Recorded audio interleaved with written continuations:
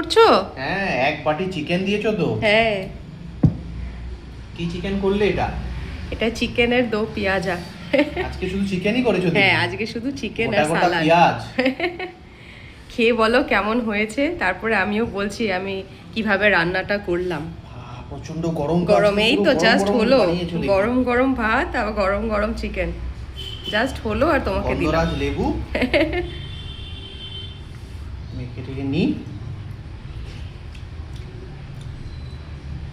অসাধারণ হয়েছে। কি করেছো মানে চিকেনের কি করেছো? দো পেঁয়াজা। প্রথমে চিকেনটাকে ধুয়ে নিয়েছি, হ্যাঁ। তারপরে কিছুটা টক দই, গোলমরিচের গুঁড়ো, কাশ্মীরি লঙ্কার গুঁড়ো, একটু শুকনা লঙ্কার গুঁড়ো, নুন আর হলুদ দিয়ে আমি ম্যারিনেট করে 10-15 মিনিটের জন্য রেখে দিয়েছি।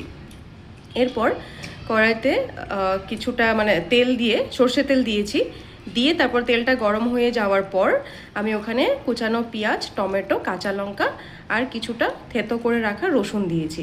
ভাজা ভাজা হয়ে যাওয়ার পরে ম্যারিনেট করে চিকেনটা দিয়ে দিয়েছি। তারপরে সামান্য একটু উপর দিয়ে ধনে গুঁড়ো ছিটিয়ে দিয়েছি।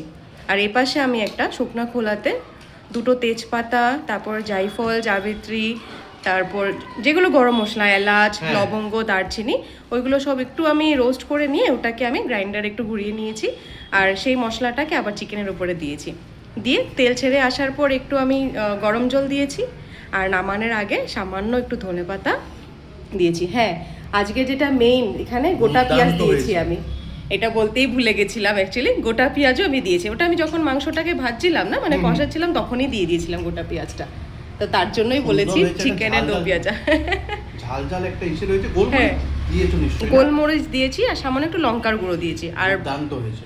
বেশিরভাগ ঝালটা কাঁচা লঙ্কা আর গোলমরিচের গুঁড়োই আর কি। পেঁয়াজটা যখন মুখে পড়ছে না, হ্যাঁ, আরো দুর্দান্ত লাগছে। আপনারা এইভাবে করে বানিয়ে খাবেন তো, কেমন লাগলো অবশ্যই জানাবেন। তাহলে ভালো লাগছে তো খেতে? দুর্দান্ত, কোনো কথা হবে মেটে। হ্যাঁ, দুর্দান্ত হয়েছে গো।